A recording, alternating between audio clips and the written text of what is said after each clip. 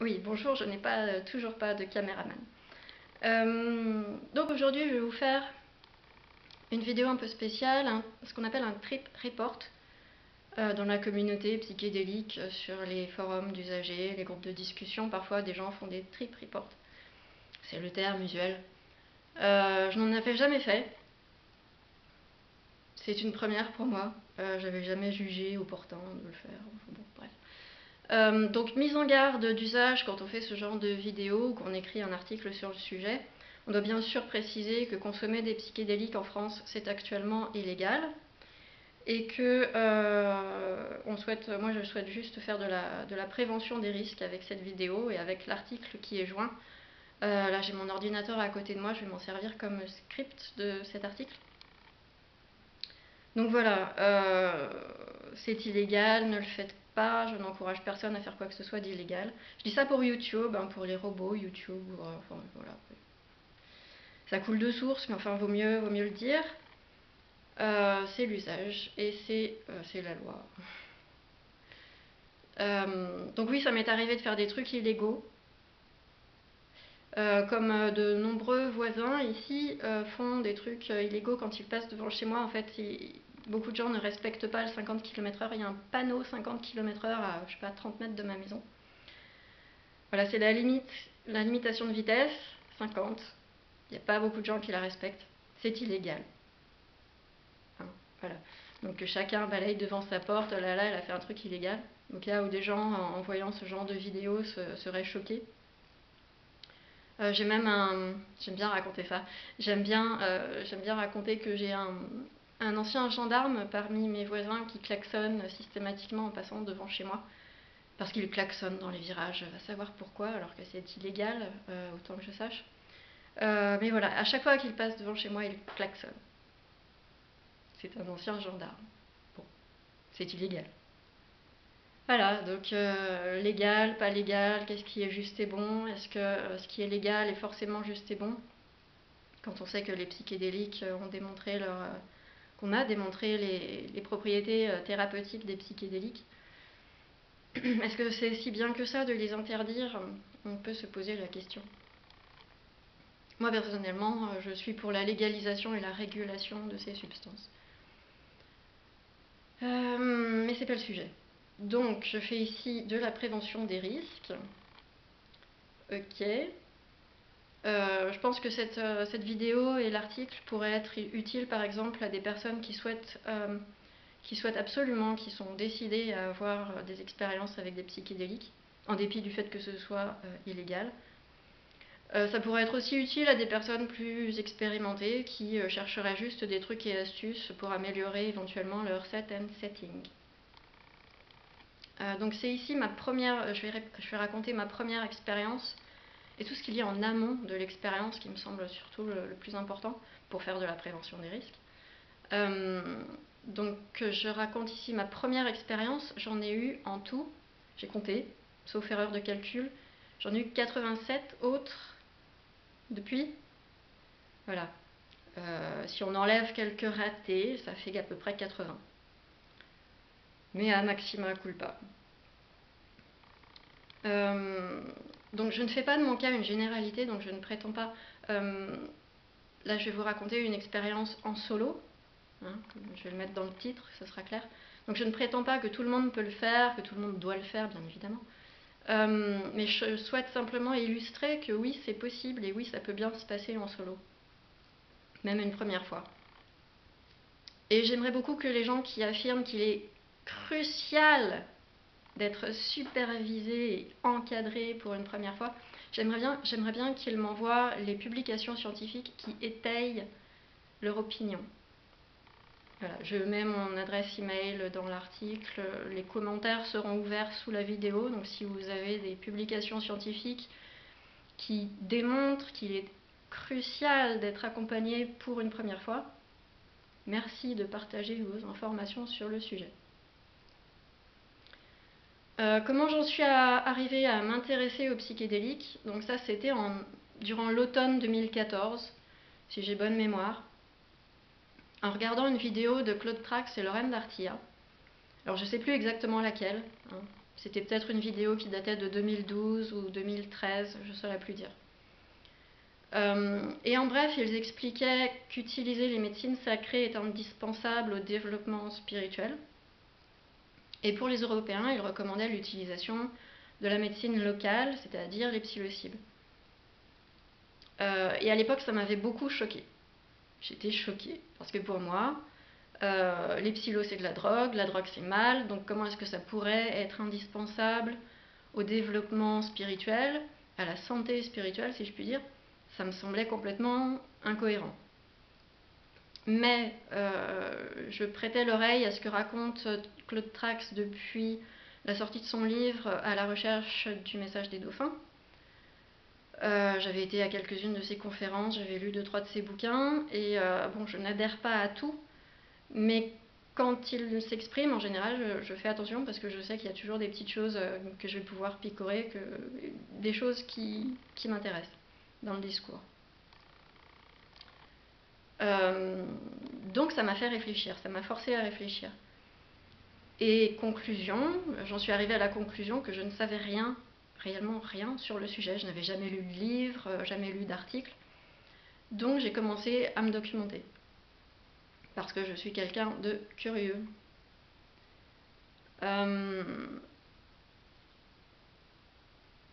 Oui, et à l'époque, pour contextualiser un petit peu, j'étais en formation en naturopathie.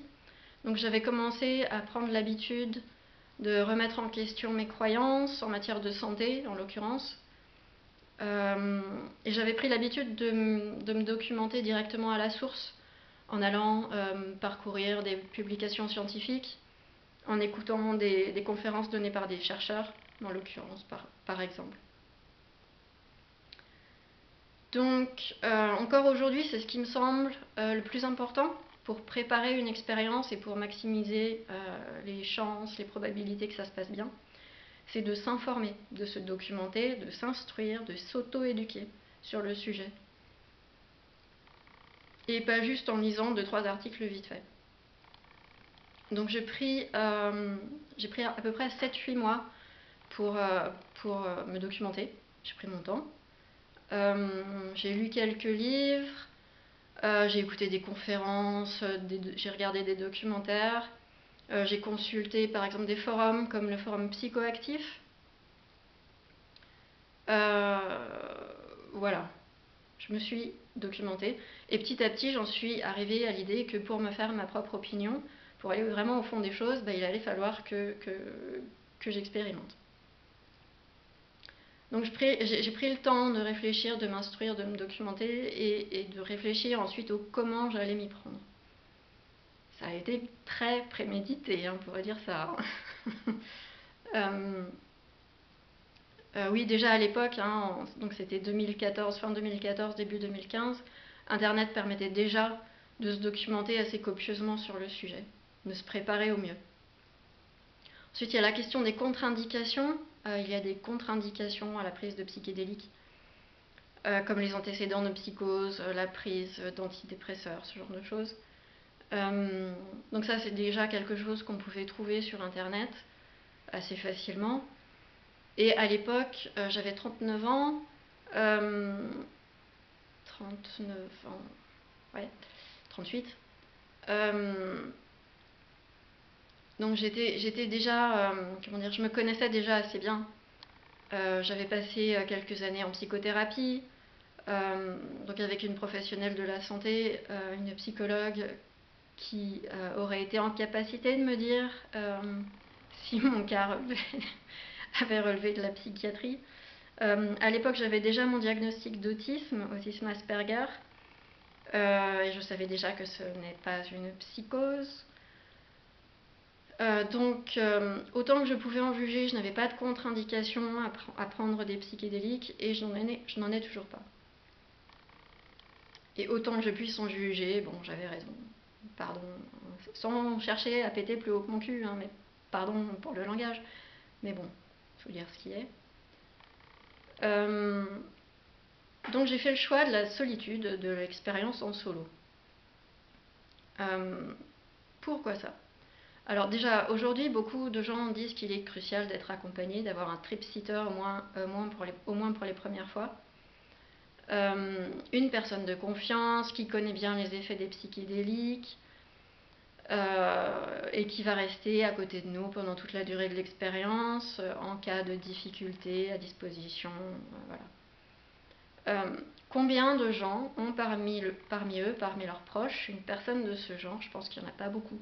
J'en avais pas à l'époque et je n'en ai toujours pas. Voilà, et je pense qu'il y a d'autres moyens de réduire les risques que d'avoir un trip-sitter. Donc, je mets 8 pages, hein, j'explique le truc sur 8 pages.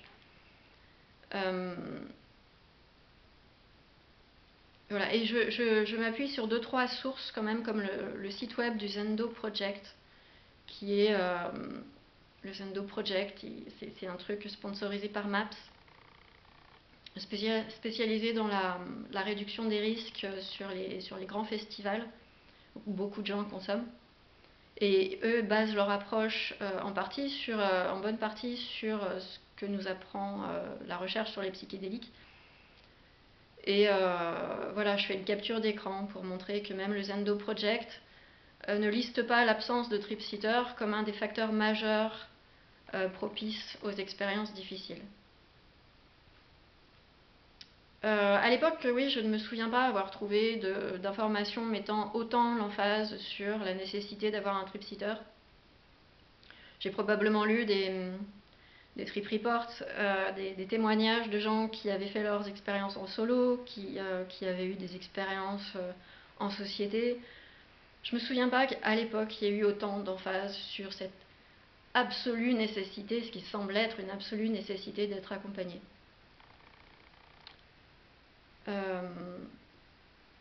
Voilà. Je parle aussi du choix du lieu, calme et sécurité. Donc encore aujourd'hui, ce que j'estime être crucial, en plus de la recherche d'informations sur la substance et en plus d'une dose prudente, c'est le cadre d'utilisation, donc le lieu, le setting. Donc je mets un lien vers mon article sur le setting. Le setting idéal pour moi, c'est ce que j'appelle le Hobbit Way, faire les choses à la Hobbit, comme on aurait pu le faire dans la comté.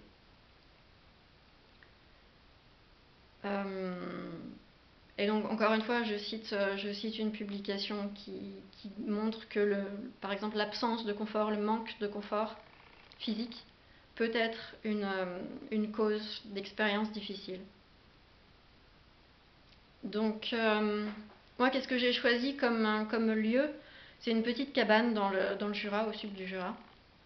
C'est un lieu où je vais depuis toujours, on peut dire, parce que j'ai commencé à aller dans ce village quand j'étais bébé, avec mes parents. Ma mère a des ancêtres dans le secteur, donc c'est un lieu très très familier pour moi. Et cette petite cabane, je l'ai vue construire en 92 et j'y ai fait de nombreux séjours. Donc c'est un lieu familier, sécurisant pour moi. Et en plus, c'est très joli, il y a une très jolie vue là-bas. C'est vraiment un joli coin. Donc c'est un lieu sécurisant, sécurisé. Voilà, c'est pas au 12e étage d'un immeuble en ville. Il n'y a pas de risque de défenestration puisque c'est de plein pied. Voilà, et j'ai choisi de faire cette expérience au mois de juin, donc il n'y a pas non plus de risque de mourir d'hypothermie. Il n'y a pas de cheminée, il n'y a pas de risque de foutre le feu à la maison. Voilà. Au mois de juin, même sans feu, on ne risque pas de mourir de froid. Voilà, il y a plein de facteurs qui font que, pour moi, c'est un lieu sécurisé. Ça ne serait pas forcément un lieu sécurisé peut-être pour quelqu'un qui n'a pas l'habitude de faire de camping, parce qu'il n'y a pas l'eau, il n'y a pas l'électricité. Il y a des WC chimiques même. Non, il n'y a pas de toilettes sèches. C'est pas vraiment chez moi. Bref, j'étais confortable, j'avais même un vrai lit sur lequel m'allonger et pas juste un tapis de sol sur des cailloux. Voilà, sécurisant, sécurisé, familier, au calme, un peu à l'écart du village. Un autre facteur crucial pour que ça se passe bien, c'est l'intention. Ça aussi, ça revient dans les publications scientifiques. Et mon intention première, c'était de faire attention. de faire en sorte que ce soit sécurisé, sécurisant, etc., que ça se passe bien. À partir du moment où on a l'intention de faire attention, déjà, c'est un atout.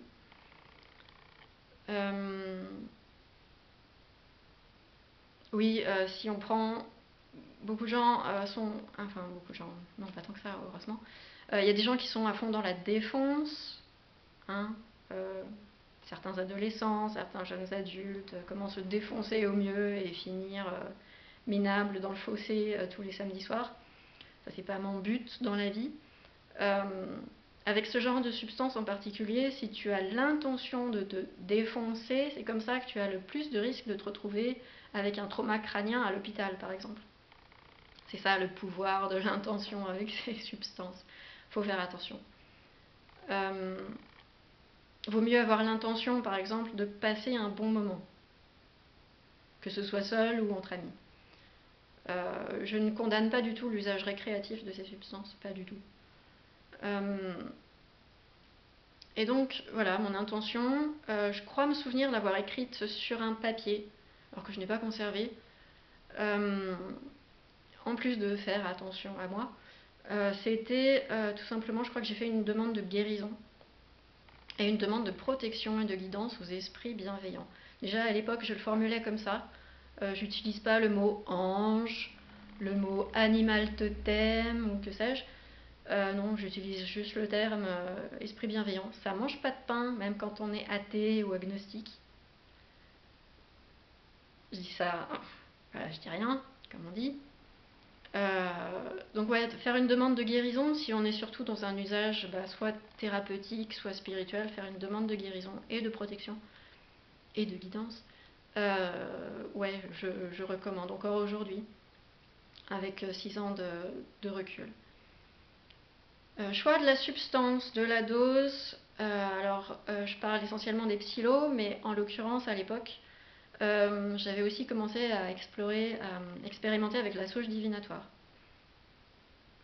Alors, c'est un des facteurs un des trucs qui permet de réduire les risques, c'est de connaître la substance qu'on prend et la dose, et de savoir évaluer si la dose qu'on prend va être légère, modérée ou forte. Donc ça aide d'avoir une balance de précision. À l'époque, je n'en avais pas encore. J'en ai acheté une probablement dans les jours qui ont suivi ma première expérience, justement parce que une fois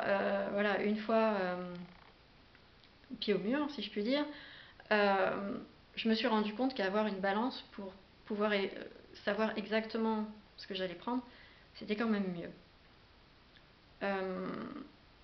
Donc comment j'en suis arrivée au choix de la substance aussi, le choix de la substance a été guidé par les circonstances, c'est-à-dire que je n'avais pas accès au marché noir, donc le LSD, la MDMA, c'était juste pas possible. L'ayahuasca et les ayahuasca-like, enfin les ayahuasca analogues, ça me paraissait trop compliqué, trop difficile d'évaluer la dose. Donc c'est en partie pour ça que j'ai choisi les sclérotes, dispo sur les smart shops néerlandais.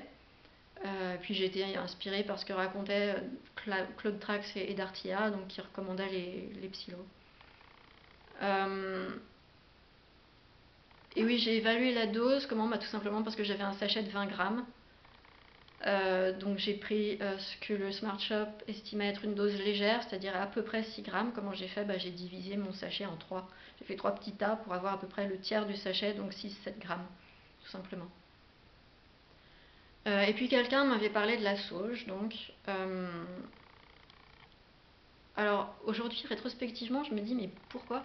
Parce que c'est quand même une substance qui semble potentiellement plus problématique que les psylos, tout du moins c'est ce qu'en dit Kathleen Harrison, l'ex-Mrs McKenna, qui a pas mal travaillé avec les Mazatèques, qui est ethnobotaniste, et qui a beaucoup travaillé sur le terrain chez les Mazatèques.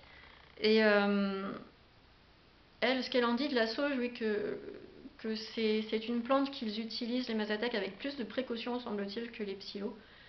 Parce qu'il y a toujours le risque pour qu'une personne se barre, en fait, sous sauge divinatoire. Après avoir chiqué de la sauge, on est susceptible vraiment Enfin, c'est susceptible, semble-t-il, de partir en cacahuète. Je ne sais pas exactement comment. Il semble y avoir plus de risques qu'avec les psilos. D'après ce qu'en dit Kathleen Harrison, d'après ce qu'en disent les Mazatèques. Mais bon, voilà, moi j'en suis arrivée quand même à passer commande de sauge et de sclérote. La sauge, c'était pas un extrait à fumer, c'était des feuilles séchées. Kathleen Harrison recommande de chiquer les feuilles fraîches parce que faire sécher la sauge, c'est une offense. Ça offense la plante en fait. C'est possible que ça affecte sa composition chimique, je ne sais pas exactement. C'est pas l'idéal de chiquer de la sauge séchée. Mais ça marche quand même. Il faut faire gaffe. Ensuite, prendre un temps pour soi. C'est important, ça revient souvent dans les préconisations qu'on peut trouver ailleurs en ligne.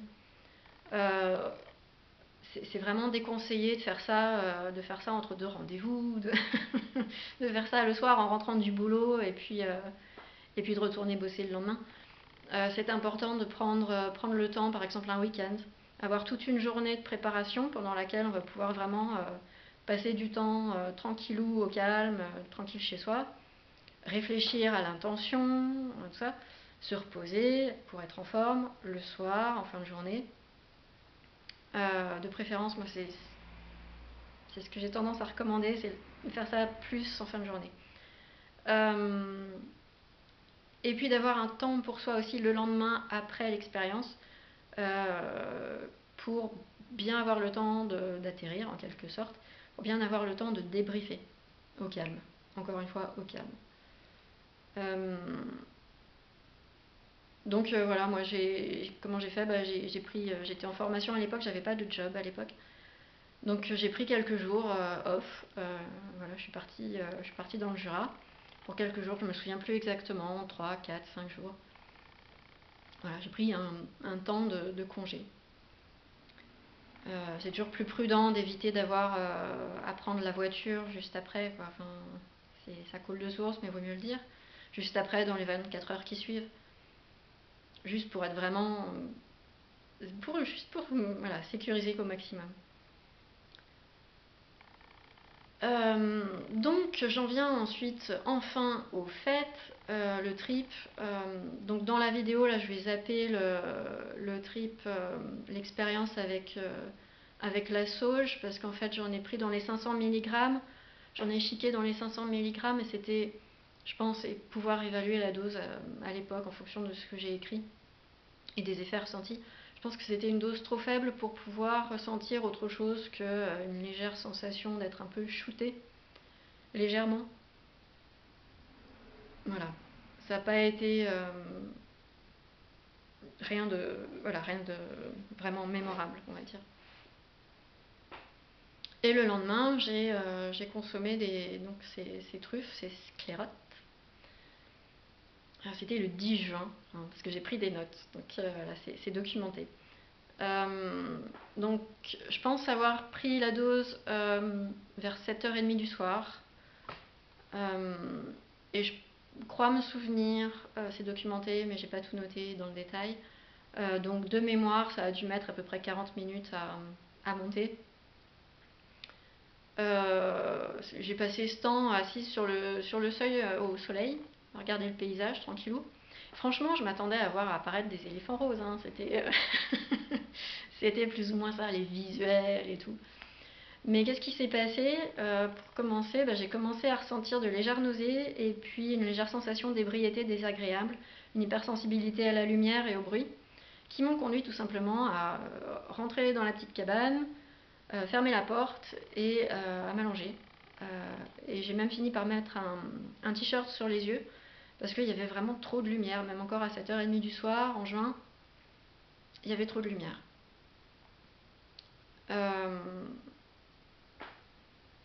Et pour résumer, oui, ça a été plus une expérience intérieure, je dirais visio-sensorielle, intérieure. Voilà, j'ai passé tout le temps avec mon t-shirt sur les yeux, au calme, allongé. et ce qui est cohérent d'ailleurs avec la façon dont, enfin, avec le setting, avec le cadre d'utilisation, avec le cadre clinique.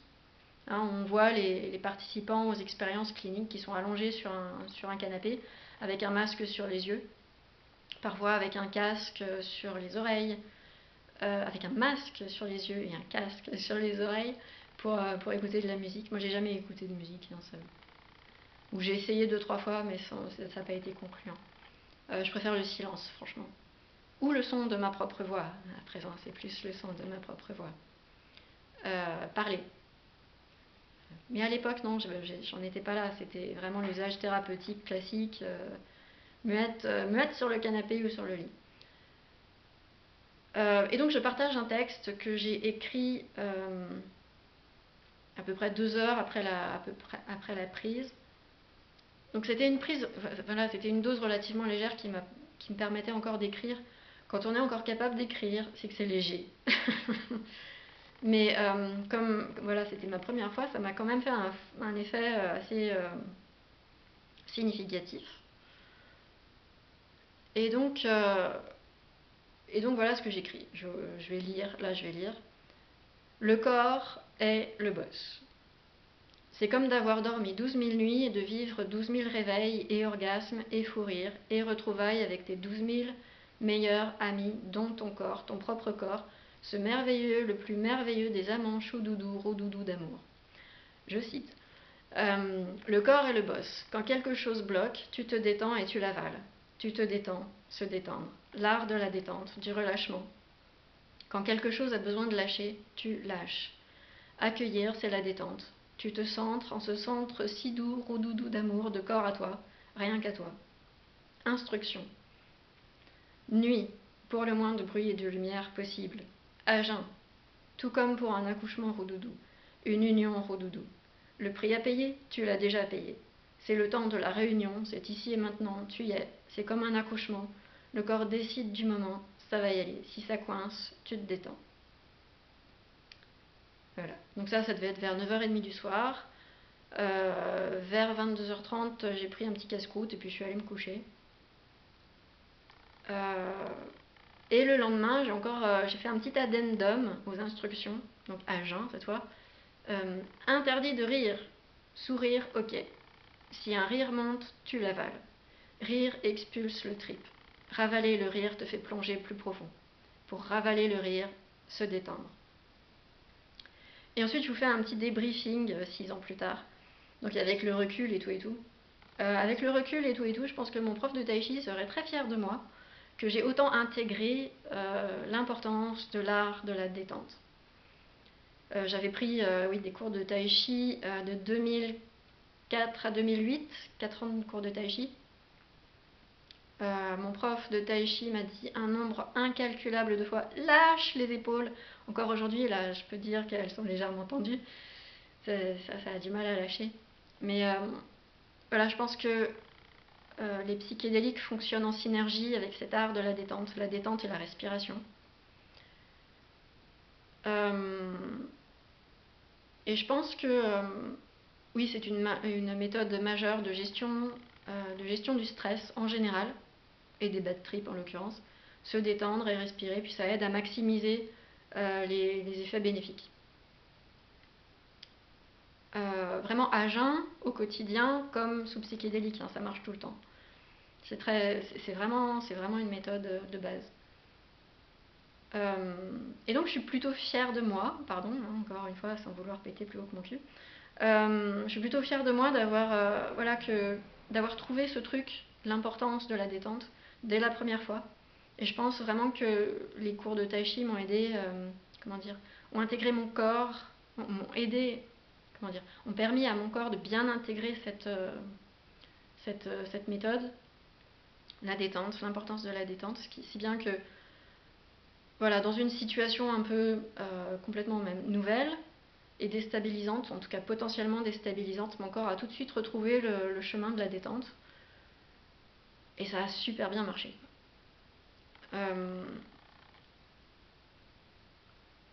Ensuite, oui, ce que j'ai écrit met aussi en lumière la rencontre entre guillemets avec le corps et les retrouvailles avec le corps, Et c'est très significatif pour moi parce que j'ai longtemps détesté mon corps. Je me suis longtemps détestée quand j'étais ado. Je pense que c'est assez classique, hein, c'est assez courant. J'étais en dépression, je suis tombée en dépression à 16 ans. Et pendant des années, je me suis battue avec mon corps. Je l'ai détesté, je l'ai malmené.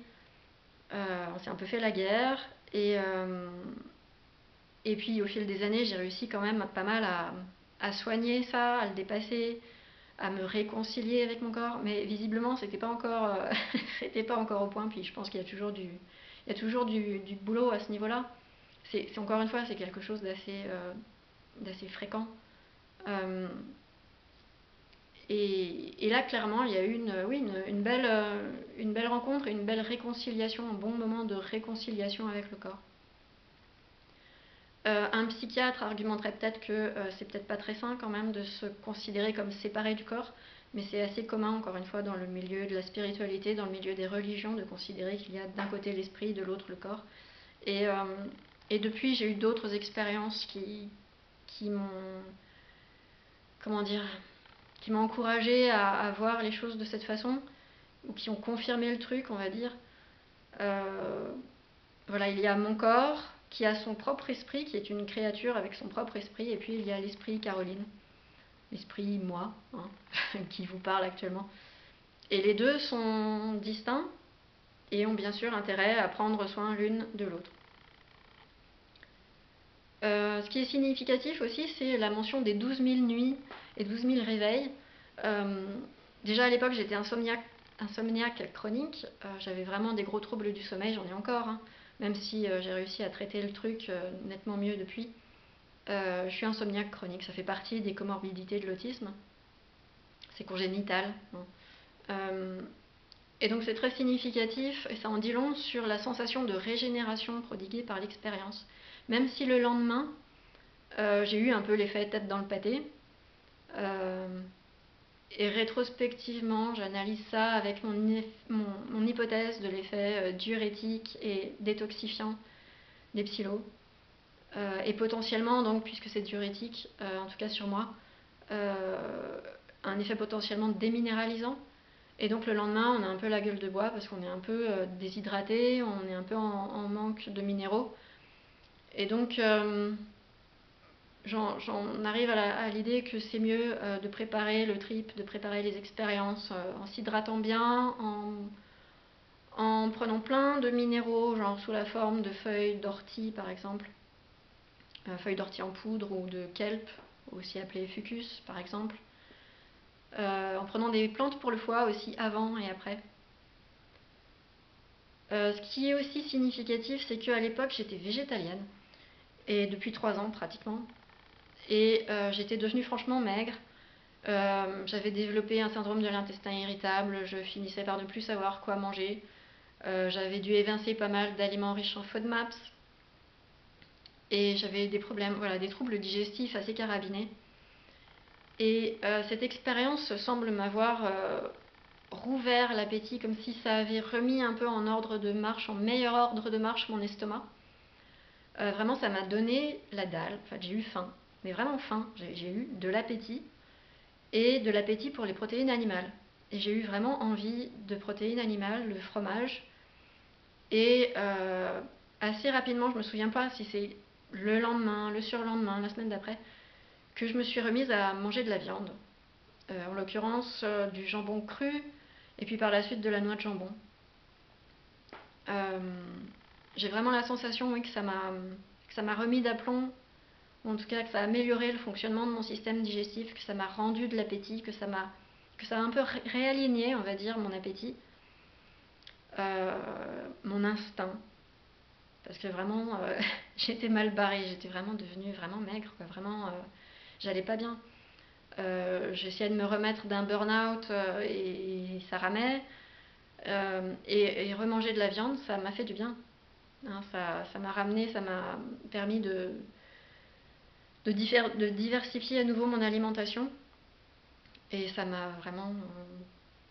Je dirais pas que ça m'a sauvée parce que j'étais peut-être pas en danger de mort, mais ça m'a remise d'aplomb. Ça a contribué à me remettre d'aplomb. Et oui, la mention dans mes instructions, ce que j'appelle les instructions interdites de rire, ça pourra surprendre ceux qui ont l'habitude d'avoir un usage récréatif de ces substances.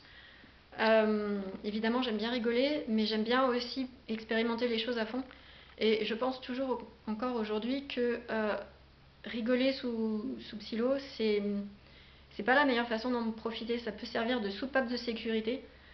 Par exemple, quand on a une grosse montée orgasmique, qu'on est un mec hétéro au milieu d'une bande de potes, je pense que ça peut être gênant d'expérimenter ce genre de choses et que comment est-ce qu'on s'en sort en rigolant. Ça nous fait rigoler parce que c'est gênant et que on n'a pas vraiment envie d'expérimenter ça au milieu d'une bande de potes, quoi. D'où l'intérêt potentiellement d'être seul plutôt que